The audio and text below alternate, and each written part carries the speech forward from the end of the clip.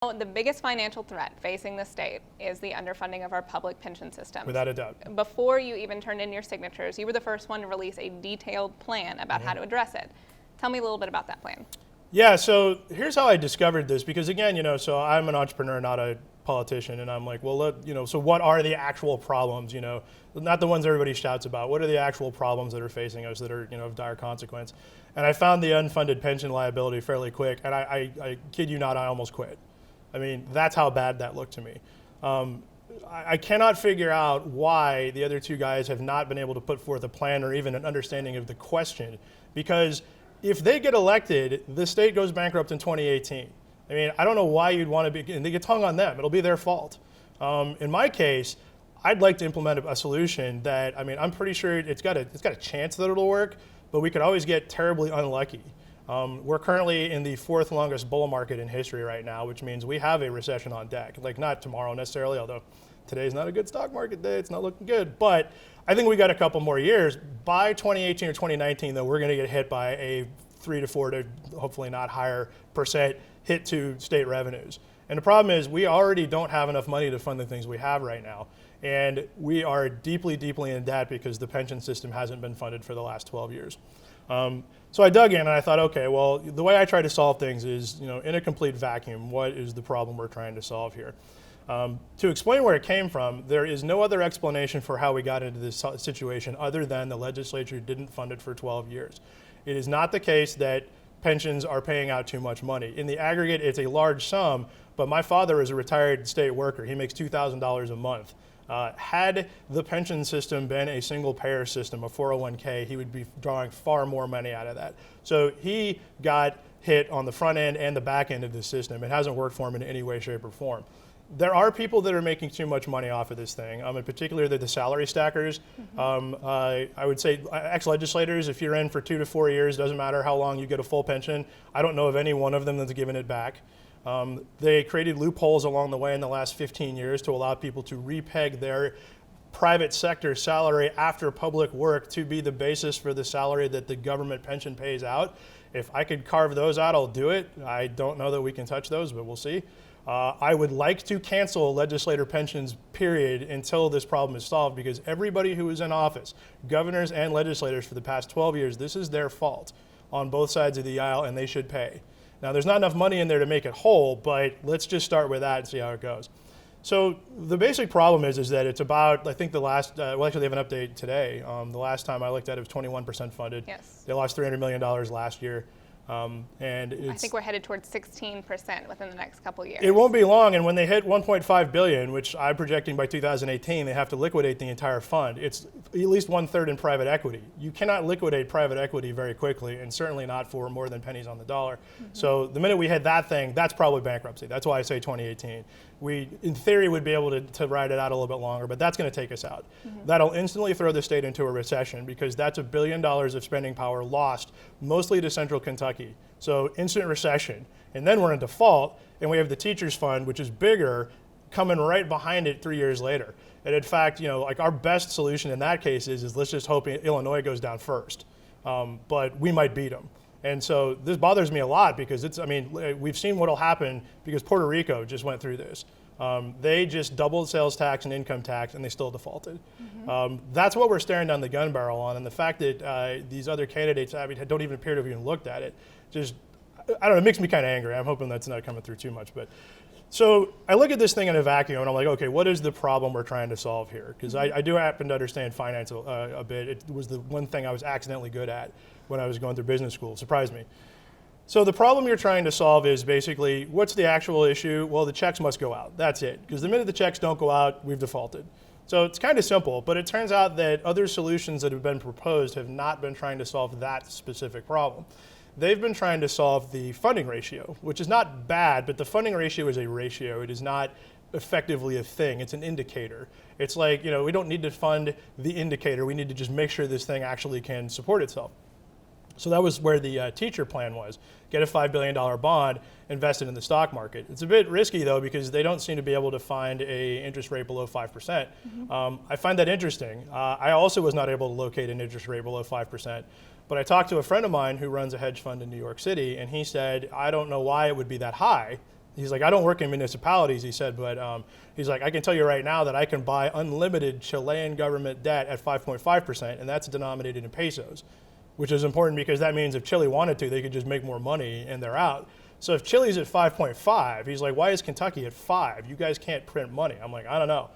So we'll figure that out. But what he did say was, my actual question to him was, could we get the money? And he said, absolutely. He said, if you hung out the shingle on Monday, you'd have it by Friday. Because he says there is essentially insatiable demand. And the reason why is because it's hard to invest $1 billion in anything. If you buy $1 billion of stock, you actually run the stock price up as you buy in. If you buy $1 billion in bonds, however, you can buy the whole thing at once and not impact the amount of the value of the thing one way or the other. So that's why they work. The idea was interesting, but you don't want to borrow at 5% and then pray you continue to get a 7.5% return, especially when we have a recession on And we're debt. already not getting 7.5%. Yeah, exactly. I think we came in like 2.5 or something. Exactly. Yeah, it was pretty low. So the idea was that okay, checks must go out, getting back to 100% at some point. And then do it in the way that racks up the least amount of debt, and in particular the least amount of interest expense, because interest expense is lost. We don't get anything for that. At least if you borrow at 0%, that 100% of that is being used to the thing. That's okay, but any interest is lost, so you want to minimize interest expense. Because according to the RVK 30-year study that they put together, it indicated that there are a couple of scenarios by which we get lucky and we don't need to tap any debt to get. Now, I would not count on that, by the way. That would probably be ridiculous. It's at least 1 sigma outside the standard deviation. That's not a place you want to be if you're counting on returns. So the idea is okay, so how can we do this with the least amount of impact? And if you pull my spreadsheet, you'll find I've got 3 things spec'd out. The first one is we just pay cash. That is not an efficient use of cash. That means that every bit of revenue gain that happens during the next administration is going to that. And in the meantime, we have other things we need to fund. I don't recommend it, but it'll work. It'll be painful, but it'll work. The second one was sort of a riff on the teacher's idea. What if we got $3 to $5 billion in a bond and did what they propose? The problem is the interest expense immediately, because you borrowed the $5 billion now, is so high that it's actually not much better than just paying cash, because you're paying interest on payments you need to make at some point, but not currently. There are people who are in their 20s working for state government who are not going to be drawing from the system for another 40 years. And in fact, that's how it's set up to work, is the people paying in now support the ones that are retiring now. You'd like to get it better funded than that, but that's the idea. So it also is the case that the state is immortal. I mean, we may not be, but if the state collapses, there's bigger problems than paying pensions. I mean, we'll have zombies in the streets and God knows what. So let's just assume that it's immortal, and if it isn't, then nobody cares about pensions. And given that that's the case, if you were immortal, you would actually do personal financing completely differently than you do right now, because you've got a much longer time horizon for that. In fact, if you were going to live to be 200 years, if you saved $10 a week in your 20s and stopped, by the time you hit retirement age at age 200, you would have so much money you wouldn't have any problem funding it, because that's how far out in the future we're talking. The state of Kentucky can finance things this way as well. So the idea was this. It was basically, let's not get a bond, because we don't need it all right now, but let's get a line of credit and then tap as needed, with the goal of fully fund the ARC plus 5 or 10% if possible during good years, because during bad years we're going to be hit up against the wall. But then also making sure that you peg the return of the retirement fund to 4%. Now, the reason why is because the problems you have is you can't guarantee a 7.5% return, right? Well, you can't guarantee 4 either. We missed it this year. Yep. But you could if you used the line of credit and fluctuated it. So 2013, I think it got 12 or 13%, I think. So in a year when you come over 4%, you take everything over and you pay down the line of credit if you got anything in there. If you don't, you just roll it back into the fund. If you come in under 2.5% this year, you tap the line of credit, bring it up to 4.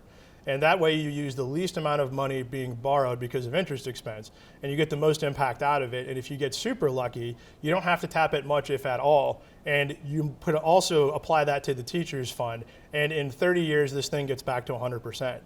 Now, there's 2 interesting caveats with this thing. The first thing everybody says is, well, that's debt. I'm like, well, yes, but it exists. So here's my example. Let's say you haven't paid your rent in 12 years, and you owe your landlord $80 billion. And your landlord goes, it's been 12 years since you paid me. You owe me something. Go pay me $5 billion. And you go, okay, well, I'll go see if I can borrow this from the bank. And the bank says, sure, you seem like a good credit risk to me for some reason, so here's $5 billion, and you pay that to your landlord. Well, so before, you owe your landlord $80 billion. After, you owe him 75 and you owe the bank 5. So there's no new debt here. Now, there is new interest expense, but that's why it's important to minimize it, because we are not changing our obligation level. We might change the amount of interest we pay out. And so that's why it kind of matters. Now, why we're stuck right now in terms of the legislators trying to figure this out is the Republican side, for the most part, wants changes to the systems. Right. They want to see where inefficiencies are. They want full audits of what's going on. They want to look under the hood, and they want changes there. And a lot of people on the other side say, we need a bond, we need money now, especially the systems themselves say we need money right now. What other changes would you make? Obviously, those changes don't really take effect. That takes a while. We've already done a couple, and we don't see it right now because these people are just starting to work. We passed them 2 years ago, and now they're in a different kind of system. What other kind of changes would you like to see made? Yeah, so I would definitely like to follow what CalPERS did in California, where they basically got out of hedge funds and just completely into ETFs. And mostly because of management fees. I mean, we probably have played 9-figure sums of money to hedge funds to manage these things, and in reality, hedge funds do not outperform the ETFs. They just don't. And so CalPERS, at the advice of Warren Buffett of all people, yanked all of their fund out of hedge funds and dropped it into ETFs and saved a boatload of money in the process. And it's a great idea. We should totally do it. Banks don't like that. That's too bad. I don't have banks that are buying my opinion, and even if I did, I would tell them it's too bad. So that would be the first thing I would do. The second thing, yeah, I think there would be an interesting audit you could drop over at the pension side of things. I don't know what it would turn up, but it's not a bad thing to make sure that people at least know they're accountable. In particular, I know that the pension system is carved out of open records requests. I am pretty certain as an executive order I can put them back in it, and I plan to, because if you guys can't put this stuff out in front of everybody for people to see, you're embarrassed about something, and or worse. So let's just go ahead and throw a little light on this and see how this is going, and then see what's going on. On the benefit side of thing, one interesting thing that I discovered from doing this pro forma is that previous to this, I was of the opinion that 401k plans were not a good solution, the single payer thing. After having run the math on it, they would have wildly outperformed the current system we have, mostly because the legislator would not have been able to rob it. And here's why this is interesting. So in 2001, the system was 150% funded. And in 2003, it was 100% funded. And everybody talks about how the rating started in 2003, but it looks like it was going on earlier than that. And to the point where in my 35 to 40 year projection, you hit 100%. Not long after that, you hit 200, 400, 800, and the problem soon becomes, how do we take the cap off of this thing? Because it just keeps earning money. Compound interest is very powerful. So I went back and I sort of back of the envelope. I didn't actually run this thing, but just theoretically speaking, like, how funded should this thing be? Like, if they had made the contribution the ways they said they would the entire time and nobody ever rated it, where would we be sitting? 8,000%, as it turns out, funded level is what we would have. To the point where I believe this was designed to be rated, because every corporation in the 40s also structured their pension system identically, and none of these people were dumb. They didn't. I mean, they knew that they could have structured it as a single payer thing that they could never touch, yet they chose not to. I think they saw this. I think they realized, wow, this is something we could tap every once in a while, like fund transfers, and scoop the money out of here to pay for stuff, and nobody will ever know because they think that they're getting the benefits they were supposed to get all along. So it is the case that if we were 100% funded, I would advocate to flip over to that system, much like Matt Bevin has said, except that apparently he's unaware we only have 15% of the money. The other problem is you can't easily grandfather that in. You can only do it when you're at 100%. Because if you did it now, the people who are coming on board now suddenly are not paying into the system. That bankrupts the pension system faster. It's a great idea. It does work better. We are not in a fiscal condition to do it until we get close to, actually 80% is when you could start taking a look at it. But the way I would structure it is be like, well, you have the option. Do you want to put it in a single payer? Do you want to keep a defined benefits? The defined benefits plan is actually a great benefit to the state, and it doesn't work out well for the workers. But if you guys you guys can pick which one you want. I'm totally open to it. But it's going to be 3 decades before we're even going to be able to make that decision. So theoretically, yeah, you could do single payer, but practically we cannot, and that's the only problem there.